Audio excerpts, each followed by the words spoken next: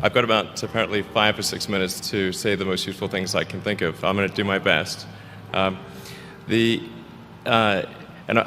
was suggested that I distill things down to three items. I think I'll go with 4, and I'll try. I think these are pretty important ones. Some of them are going to sound like, well, you've heard it before, but it's worth re-emphasizing. I think the first is you need to work, depending upon how well you want to do, and particularly if you're starting a company, you need to work super hard. So what does super hard mean? Well, when my brother and I were starting our first company, instead of getting an apartment, we just rented a small office and we slept on the couch. And we showered at the YMCA, and we're so hot up we had just one computer. So the website was up during the day, and I was coding at night, 7 days a week, all the time. And I sort of briefly had a girlfriend in that period, and in order to be with me, she had to sleep in the office. So work hard, every waking hour. That's the thing I would say, particularly if you're starting a company. And I mean, if you do simple math, you say okay, if somebody else is working 50 hours and you're working 100, you'll get twice as much done in the course of a year as the other company.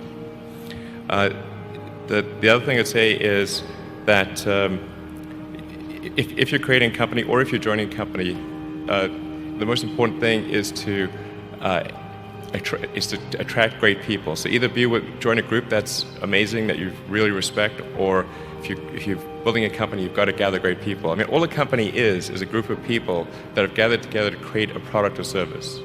And so depending upon how talented and hardworking that group is, and the degree to which they are focused cohesively in a good direction, that will determine the success of the company. So do everything you can to gather great people if you're creating a company. Then I'd say focus on signal over noise. A lot of companies get confused. They spend money on things that don't actually make the product better. So, for example, at Tesla, we've never spent any money on advertising.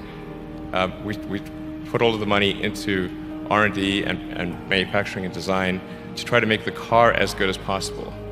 I think that's the way to go. So for any given company, just can keep thinking about, are these efforts that people are expending, are they resulting in a better product or service? And if they're not, stop those efforts. And then the final thing is to sort of don't just follow the trend. So you may have heard me say that it's good to think in terms of the physics approach of first principles, which is, rather than reasoning by analogy, you boil things down to the most fundamental truths you can imagine, and you reason up from there.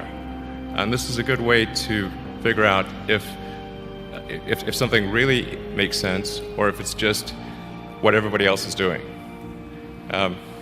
It's hard to think that way. You can't think that way about everything. It takes a lot of effort.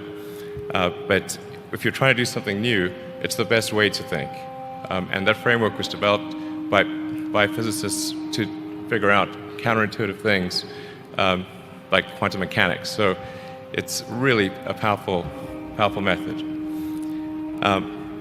Anyway, so that's, and then I think that the final thing I would encourage you to do is, now is the time to take risk. You don't have, you don't have kids. As you get older, your obligations increase. So and once you have a family, you start taking risk not just for yourself but for your family as well. It gets much harder to do things that might not work out. So now is the time to do that before you have those obligations. So I would encourage you to take risks now. Do something bold. You won't regret it. Thank you.